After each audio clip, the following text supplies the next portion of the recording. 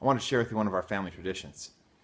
At most houses, the kids want to get up as early as possible to see what Santa brought them, but the parents want to get a little extra sleep because they've been up late. Well, we've made an agreement with our kids. If they can get downstairs to where the presents are without waking us up, then they get to open up their presents and play with them. But there's a little bit of a catch, and that's where the tradition comes in. That's why we call it traps. The first thing that we've got this year is this cowbell alarm. We rigged this up a little bit so that it hangs free, but there's a piece of yarn that runs up to the doorknob. First thing in the morning when they open that door, triggers the cowbell, they wake us up, game over.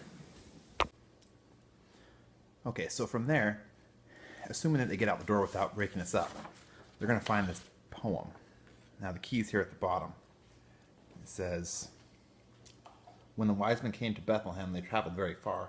They knew which way to go that night by following the...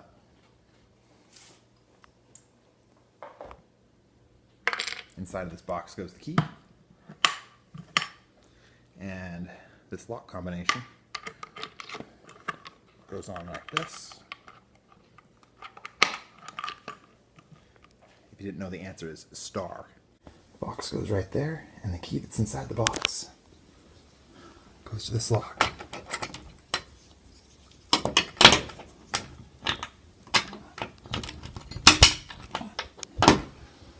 Which is part of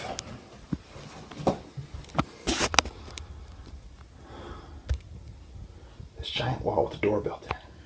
But of course, if they manage to make it through the door, more cowbells. Now, up until now, things have been pretty low key, kind of trying to keep it old fashioned. That's where my neighbor Brian comes in. That behind us is a motion sensor light. So as soon as they walk out of that door and come to walk down the stairs, that light will go off. Okay, my wife's been working on what amounts to basically a poor man's laser maze. What we've done is taken some fishing line. You can see it just a little bit if you look close. And then we hang these jingle bells on it. We tap that line, huh? Yeah. So if they crawl through and they hit the line, Can't do them. it rings the bells. So as we come down the stairs, you can see what looks like just a lot of floating balls hanging there. Those are jingle bells. And that's fishing line, so you can't really see it, but you'll see they just kind of look like they're floating. It makes it a little bit more challenging that way. And then they get down to the bottom, just some stacks of cups. And they'll have to take those down without knocking them over, because that would make a lot of noise. As we move along, we left just some random bells on the floor and some Christmas ornaments. Then we have the bubble wrap.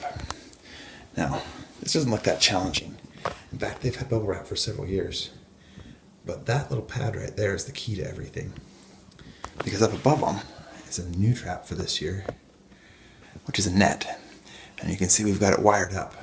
There's a pressure pad underneath that mat, and when you step on it, in theory, it should drop down on your head. We're about to test it for the first time. Here we go. Nice. Perfect. Okay, so our final piece, which is a tradition every year, is the wrapping paper wall that they have to take down. And our bedroom is just on the other side right here. So again, you'll see the pad down beneath here. We're hoping that they have to jump over the bubble wrap and land on the pad, which will set off the net.